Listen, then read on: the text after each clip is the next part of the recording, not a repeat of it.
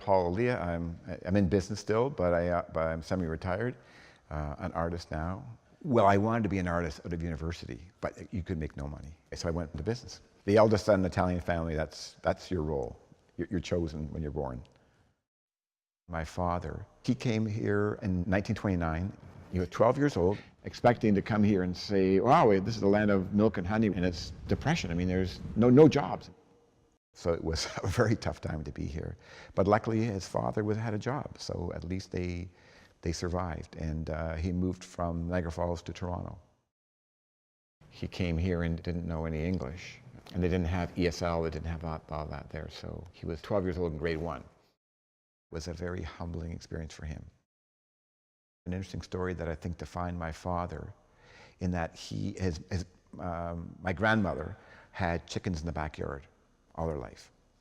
And so they went out one day in 1929, I think it was 1929, 1930, and he went to the market and got a chicken. Coming back from the market, they're in the streetcar, and Nono's got 2 chickens in his hand, and one gets away. He's yelling at the chicken in Italian to come back. The conductor stops the car and says, never speak Italian in this town again. And that defined him from then on. You have to remember, back then, it was a uniform. So you're 12 years old, and here's this power authority telling you to do something. There's something there that resonated with him all his life. That story he told time and time again. So I think that was a very powerful event for him that may have changed his life. I think he wanted to leave that and then start with a fresh slate, without any sort of preconceived ideas of who he was. And how do you succeed in business? Because he had huge ambition. He had to assimilate. Our life was different than many immigrants in that we moved out of Little Italy and moved into a very traditional environment, an Anglo-Saxon community called Etobicoke. He moved there because that's where everybody who was coming up, that's where they lived.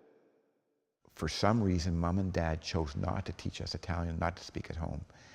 And the only words we really learned were gelato and the words that we picked up when we wanted to. In my grade school, I was Paul Elias. In high school, I was Paul Elia. So I don't know when that change happened, but he added an S to his name for acceptance, I believe. And it was a way of assimilating, I think, fitting in and not being different. Having to sort of leave behind his cultural roots to assimilate, he was able to become successful.